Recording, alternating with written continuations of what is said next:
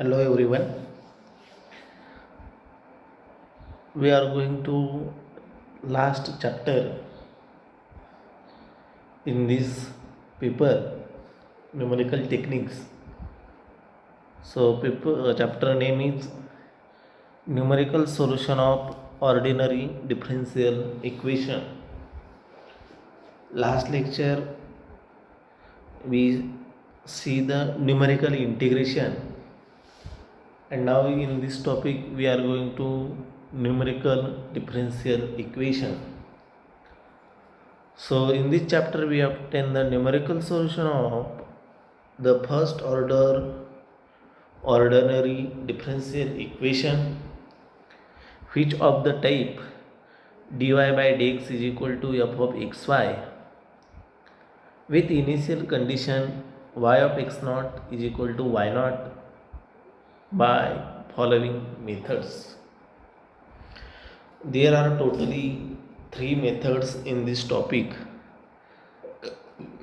One of them is Euler's method, second one is modified Euler's method, and third one is Runge-Kutta method.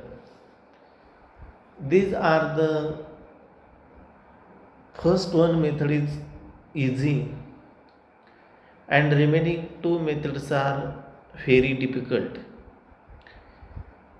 and there are 7 mark problem are always asked on Runge-Kutta method. The Runge-Kutta method is the most important method in this topic. The 7 mark question are compulsory asked there. So now in this lecture we are going to learn first method, Euler's method. So Euler's method, consider the first order ordinary differential equation dy by dx is equal to f of xy with initial condition y of x naught is equal to y naught. Equation number 1 दिलेलं आहे त्याला dy by dx is equal to f of xy. So we have to solve above equation for x value of y at xr, बेसला r आहे बरं का, xr is equal to x naught plus rh, where r is equal to 1 2 3 4 5 6 and so on. So next page we are going to integrating equation 1. Equation 1 ला integration घ्यायचं आहे दोन्ही बाजूनी.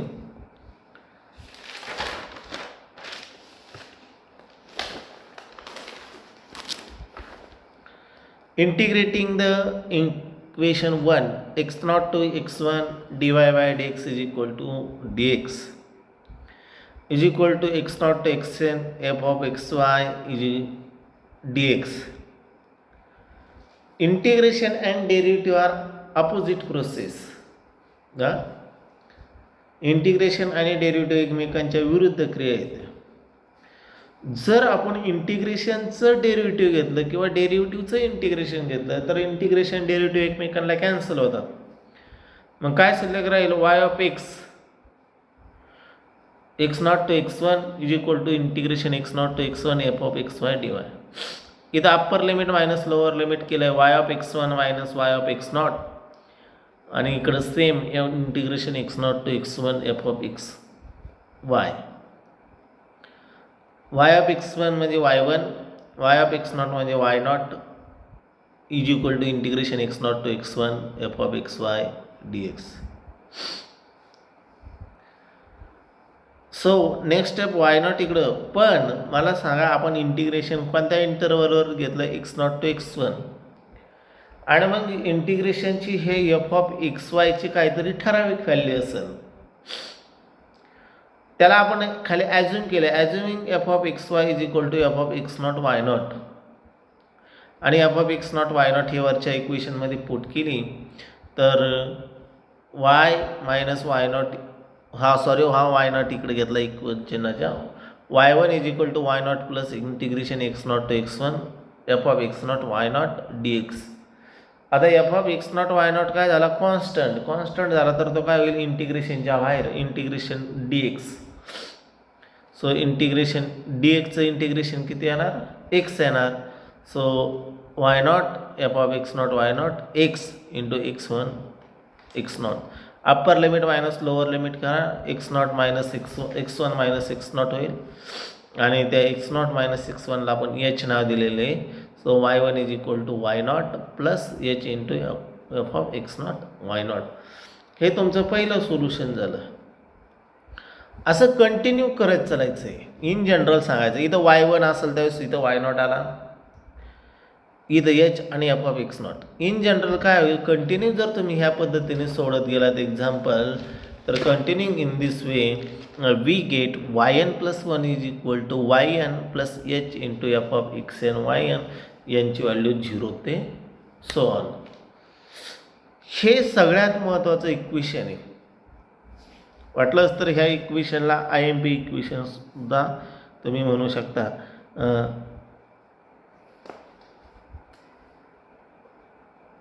IMP फेरी IMP equation येते कोणतं, y n plus one is equal to y n plus h into f of x n y n. आणि हे तुमच्या दृष्टीने महत्त्वाचं आहे. कोणतं महत्त्वाचं आहे, ह्या याला इकडच्या पेजवर आपण गेलो तर हे x r is equal to x not plus r h, हे एक IMP आहे. हे दोन इक्वेशन तुम्हाला तिथं लक्षात ठेवायचे आहेत युलर्स मेथडमध्ये. जर हे दोन इक्वेशन तुम्ही लक्षात ठेवले तर तुम्हाला ह्या मेथडचा प्रॉब्लेम सोडवायला काही अडचण येणार नाही. इक्वेशन हे कोणतं आहे, x r is equal to x not plus r h, आणि इकडे हे इक्वेशन आहे ना y n plus one is equal to y n plus h into f of x n y n, n is equal to 1 2 3 0 2 1 2 3 4 5 and so on. These equation is most IMP equation in this topic. आता खाली एक example आहे, पण आता example तुम्हाला हेच समजेल का नाही, थोडंसं अवघड आहे बघा. तुम्हाला ह्या टॉपिकमध्ये खूप बारकाईने अभ्यास करावा लागणार आहे, कारण हा टॉपिक थोडासा अवघड आहे, कॉम्प्लिकेटेड टॉपिक आहे. आता मी एक्झाम्पल लिहिलेलं आहे म्हणजे ते मी तुम्हाला एक्सप्लेन करणार आहे, आणि एवढंच ह्या लेक्चरला एवढंच एक्झाम्पल एक्सप्लेन होईल. नेक्स्ट टॉपिकला आपण नेक्स्ट एक्झाम्पल घेऊ. पण आता बघा, solve the differential equation dy by dx is equal to x square plus y square with the initial condition y of 0 is equal to 0 by Euler's method. Choose h is equal to 0.05 and compute y of 0.15. Compute y of 0.15. आता here dy by dx is equal to x square plus y square, आणि ह्यालाच पुढं काय घ्यायचं, is equal to f of x y, बरोबर. So f of x y is equal to x square plus y square होईल, आणि d y of 0 is equal to 0, म्हणजे इथालचा हा काय असतो एक्स नॉट, आणि हा काय असतो वाय नॉट, म्हणजे एक्स नॉटची व्हॅल्यू 0, वाय नॉटची व्हॅल्यू 0. ही तुम्हाला दिलेलं आहे एक्झाम्पलमध्ये. आता एक्झाम्पलमध्ये तुम्हाला एचची व्हॅल्यू पण दिलेली आहे 0.05, बरोबर. सो इथं जनरल फॉर्म्युला काय आहे, काय वरचा IMP फॉर्म्युला मी इथं लिहितो, y n plus one is equal to y n plus h into f of x n y n. हा जनरल फॉर्म्युला आहे. ह्या फॉर्म्युल्यात सुरुवातीला एनची व्हॅल्यू 0 पुट करा. Put n is equal to 0. एनची व्हॅल्यू जर 0 पुट केली तर वाय वन मिळेल. Y one is equal to y not plus h into x not y nought. बरोबर. आता एक्स नॉट वाय नॉट किती व्हॅल्यू होईल f of x not y नॉटची, तर इथं वर कॅल्क्युलेट करून ठेवलेली आहे एफ ऑफ 0 प्लस 0 आणि मग इथं जर आपण व्हॅल्यू पुट केली वाय नॉटची व्हॅल्यू 0, एचची व्हॅल्यू 0.05 एक्झाम्पलमध्ये दिलेली आहे आणि f of x not y not 0 calculation केली तर वाय वनची व्हॅल्यू 0 मिळेल. बरोबर. आता आपल्याला x1ची व्हॅल्यू फाइंड करायची, पण x1ची व्हॅल्यू कशी फाइंड करणार, ह्या फॉर्म्युल्याचा वापर करून आरची व्हॅल्यू 1 टाकायची. आरची व्हॅल्यू 1 टाकली तर x1 इज इक्वल टू काय होईल, x not plus 1 into h म्हणजे एच. x1ची व्हॅल्यू काय होईल, x1 is equal to x not plus h आणि एक्स नॉट प्लस एच म्हणजे किती होईल 0 प्लस एचची व्हॅल्यू 0.05. सो x1ची व्हॅल्यू 0.05.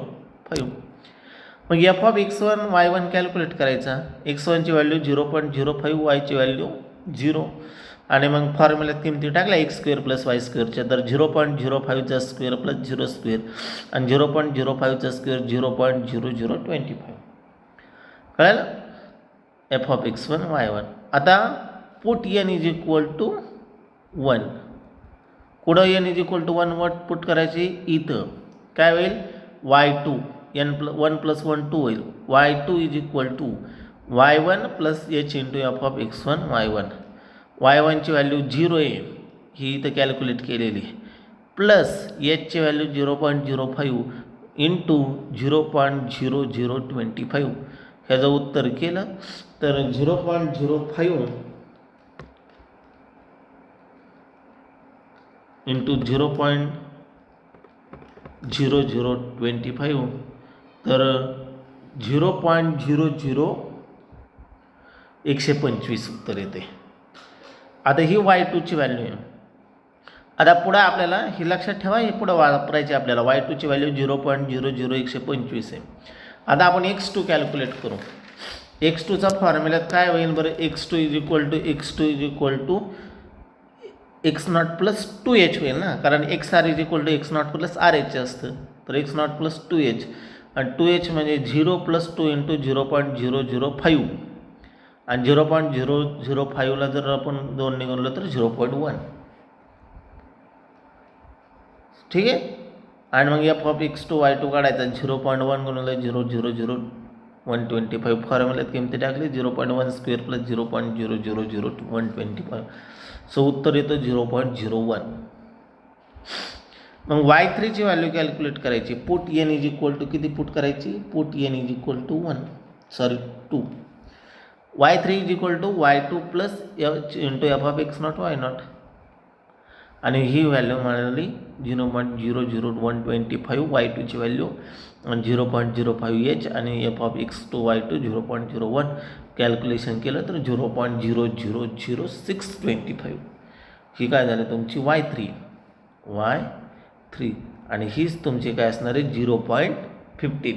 ही 0.15 कशी असेल बरं सांगा, कारण एचची व्हॅल्यू किती आहे 0.05 आणि आपण ही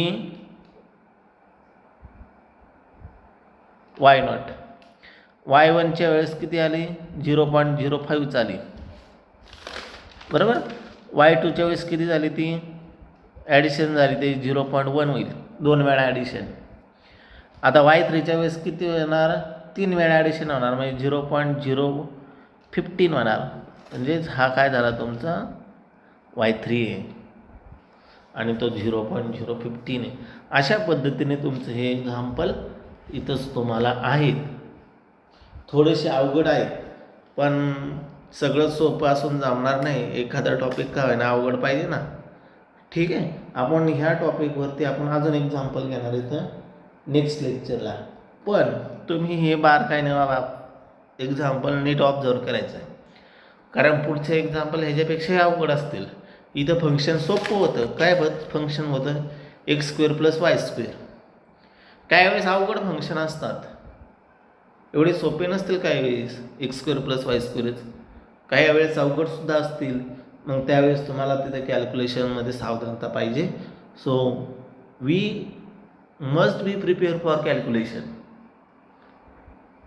कॅल्क्युलेशनमध्ये तुम्ही पक्के असाल तरच इथं मार्क येईल, नाही तर न्यूमरिकल इंटिग्रेशन, न्यूमरिकल टेक्निकमध्ये तुम्ही क्युअर आहेत.